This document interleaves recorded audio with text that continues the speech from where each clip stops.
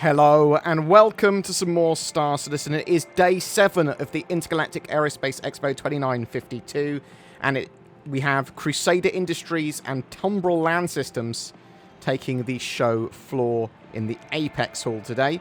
And let's go have a look around and see what is available. Well, we can see very clearly that we've got a load of Hercules here. So these are mighty transport ships that are effectively military in operation. They can carry those big old tanks over there, or lots of other ground vehicles, or lots of cargo, and sort of fly around with them. You've got the civilian version, which I believe is this one, the C2. I assume this is the C2. Utilising the patented Hercules military-grade space frame and expanding cargo capacity while sacrificing barely any firepower, the C2 has taken the private sector by storm. It's become the industry standard for racing teams, ship dealers and manufacturers, construction orgs, mining corporations, and even large-scale touring entertainment outfits. Interestingly, they mention construction there. So we do know that you'll be able to build bases eventually without a Pioneer, so maybe just taking enough materials to the place you want to construct stuff is enough. But C2 can carry the most cargo out of the Hercules series. To the left here, assumedly, this is the M2 military variant.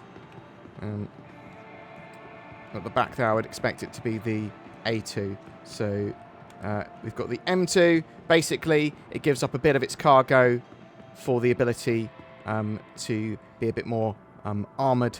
Effectively, military-grade components be a bit armoured. That sort of stuff. Just a military spec version of the ship. And then you've got the A2, which is the dreaded and feared bomber, which gives up a good portion of its cargo space to have bombing systems there instead, including the ability to carry the mother of all bombs, Moabs, which are just giants and terrify people as they drop onto their heads and blow up places like Jumptown. Big old bombs there. Don't want to get hit by them. Don't want to be near where one of those hits, because it take you out as well. And then we've got the Nova tank. So this is a proper main battle tank for a small crew of people to sort of use together. And you've got pilot, co-pilot sort of seats. I say co-pilot for sort of taking over the turrets and stuff. And you've got the main turret gunner as well. It's a really cool vehicle. I've really wanted a tracked vehicle in game since the sort of game was first envisioned, and the Tumbril Nova really... Did I say Tumbril Nova? Tumbril Nova really takes the cake when it comes to tanks. I mean, it's the only tank we've got in game really at the moment. We've got other military vehicles and sort of APCs, but yeah, I really like it. I think it's cool. I'm looking forward to more. I'm surprised that when they show like 3 of a ship or a vehicle, that they don't have different skins with them. Like, why not show these tanks off in different skins, eh? That's all there is for the sort of main central hall. Let's go have a look in the side halls and then underground. I say underground, down the stairs to see what's in the Hollow Suite. So I got a little bit lost and realised that I had to go to the small hall 4, I think it was, to see some more ships. I was like, went over to 2 and 3 and was like, these are closed off. So we've got the Ares here and the Mercury Starliner. So Ares, the Ion here, big old size 7 gun. In fact, both of the Ares, Ion and Inferno have size 7 guns, which are integrated, so you can't change them. But they are giant size 7 weapons with a ship attached. Now, the Ion did get nerfed, but it's certainly a cool ship. It is one of my favourites still. Despite the nerf, I just love how silly it is. It's just a giant gun. So the idea is it's supposed to be like a bit of a heavy, high damage hitter, relatively slow firing sort of cannon of a ship that sort of is very damaging to larger targets. Sort of, you'd have these potentially instead of bombers or sort of torpedoes, and you'd use a wing of these. Now, will they be effective against fighters? Well, probably not, unless those fighters are already occupied. One of the reasons they nerfed the Ares Ion was to make sure it couldn't just one-shot very easily fighters that were sort of flying around it. So bear that in mind. But I do think it's going to be still an effective deterrent against some fighters that are otherwise engaged. I still think it will be able to deal some damage there. But larger ships, beware. And then you've got the Ares Inferno, which instead of having a big laser cannon, has, I believe, a bit more armor, but also a big old ballistic chain gun, or ballistic repeater. Pew, pew, pew, pew, pew. Shooting lots and lots and lots and lots of shots. And then you've got my favourite ship, which is the Mercury Starrunner, which I think is just perfect. It's super gold standard. It's really well set up, the ship. It's got loads of tunnels underneath. It's this beautiful asymmetric design. It's sort of small enough that you could pilot it solo, but really you want to pilot with 2 other people, so that you can have some gunners and maybe people running around. Stop! I've got my alarm went off. I don't know what that's for. I'll work it out in a bit. It's probably something important, or maybe it's nothing. Who knows?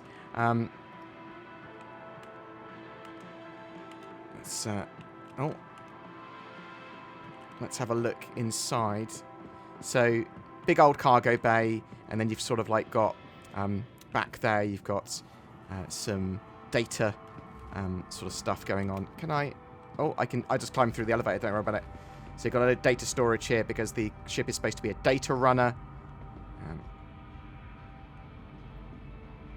We'll get that sort of those mechanics eventually, and then it sort of like goes towards the bridge.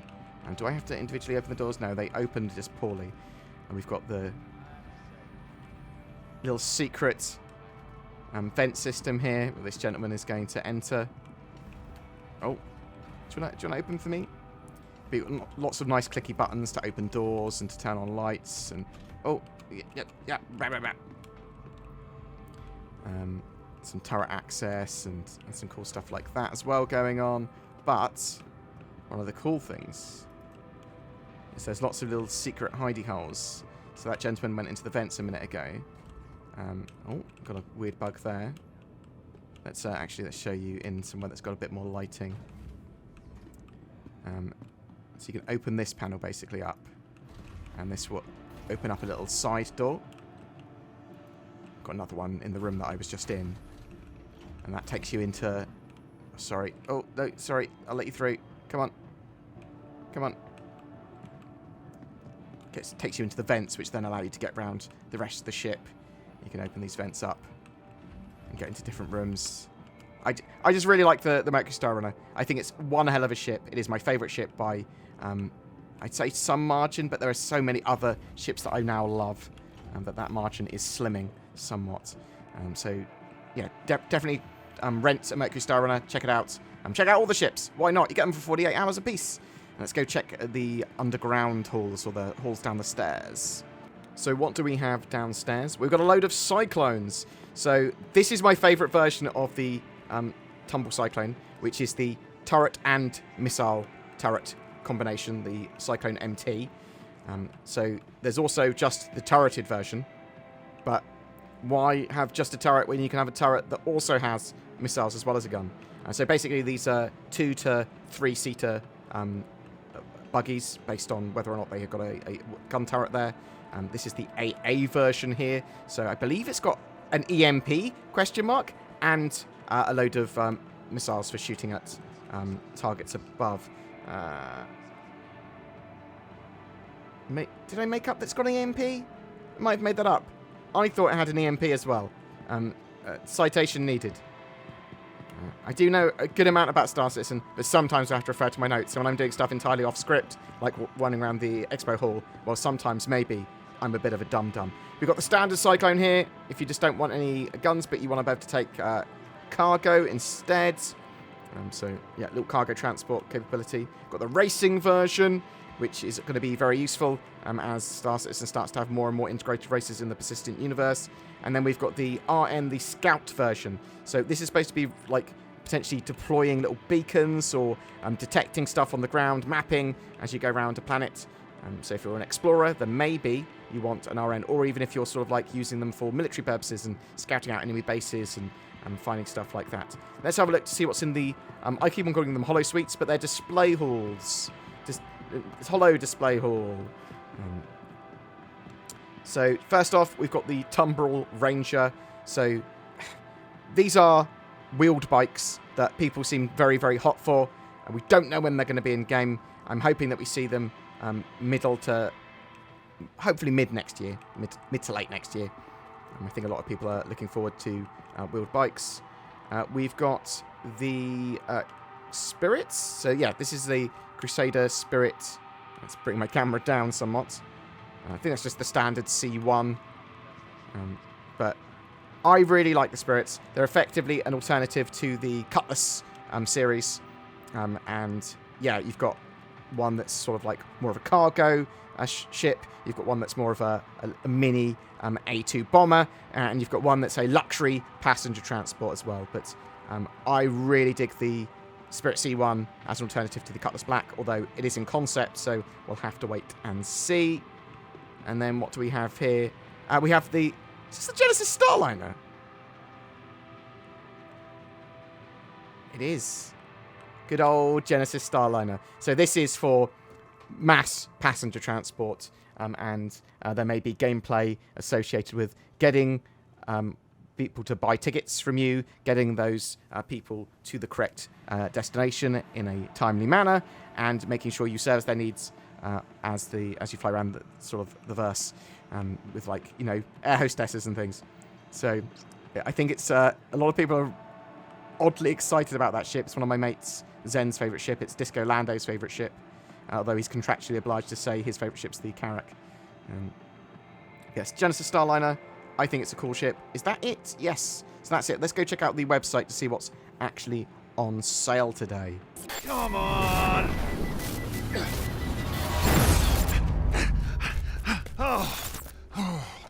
That was close. So, I kind of crashed my cutter. Well, Bob's cutter. Don't tell Bob. Right into a racer and their trusty Cyclone RC. Yeah. Well, fortunately, the rest of the competitors here agreed not to murder me if I took the incapacitated racer's place in the upcoming heat.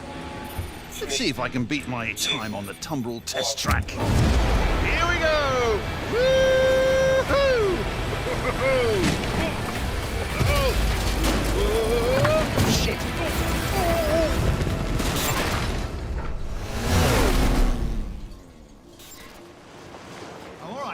I'm all right. So what do we have available to buy on the RSI website today? So from Tumbril Land Systems, we've got the Cyclone from $55. Ground vehicles, I'm going to say it again, I always buy these sort of things in-game. They are super cheap to buy in-game with in-game credits, and you're probably going to be wanting a load of them. You've got the Cyclone AA, which is that obviously anti-air variant with the missiles. I'm sure it has EMP capabilities. Again, citation needed. From $80, pretty expensive. Cyclone MT is my favourite of the Cyclone series, with that sort of turret with missiles and a good old little gun. Pew, pew, pew. And then you've got the RC, which is if you want to do some racing. We've got the RN, which doesn't really have any sort of good points yet. Once we have the sort of exploration and scanning and sort of updates and bases and things like that, the RN should come into its own. So very useful little explorer. Is it turret equipped? I don't think it is turret equipped. I'm pretty sure the RN does not have a turret.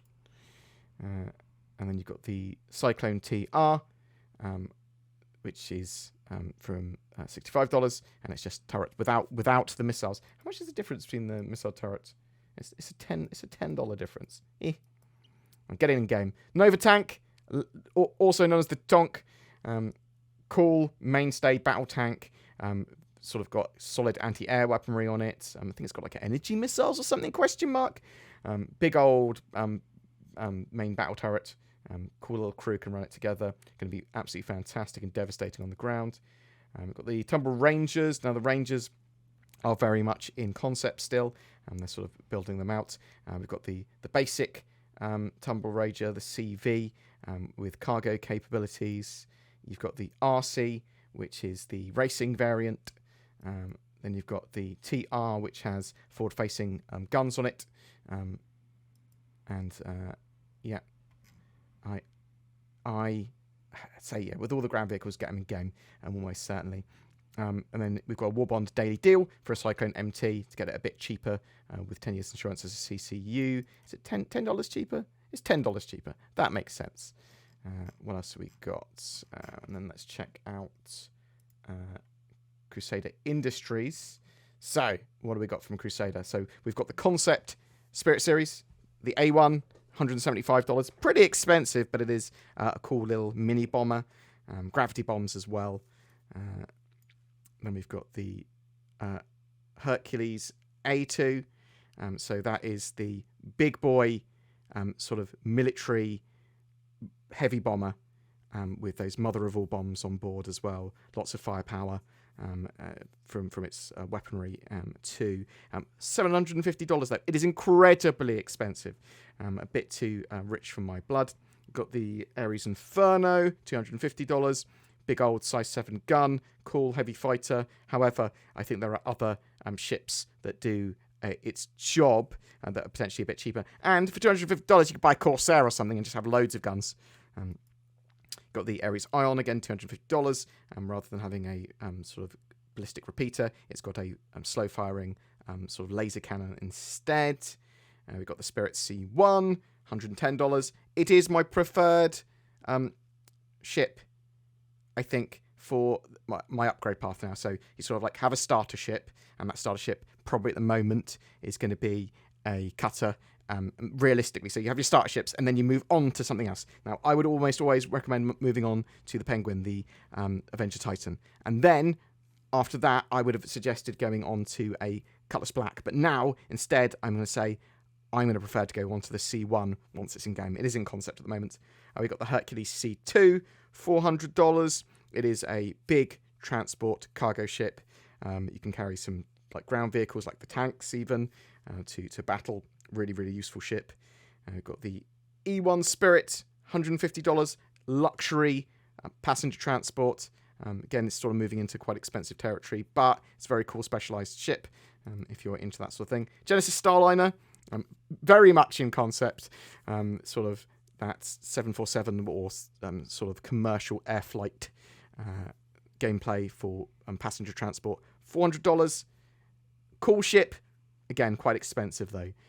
They've got the Hercules M2, which is the military variant, gives up some cargo for some military gear and armor, $520. Mercury Starliner, my favourite ship, competing with things like the Corsair and the Constellation Aquila now. Mercury Starliner, yeah, I think it looks beautiful. I think it does a little bit of everything. From $260, it's viable in game now. I would say you might regret the purchase because it's $260 for a digital item, but it's amazing. I love you. Mwah. You're the best boy. And then do we have any other things? So obviously if you are a concierge, then you can pick up some of the expensive ship packs from like $3,000+ for Crusader if you are so inclined. I am not. I think that is madness. But that's it really for today.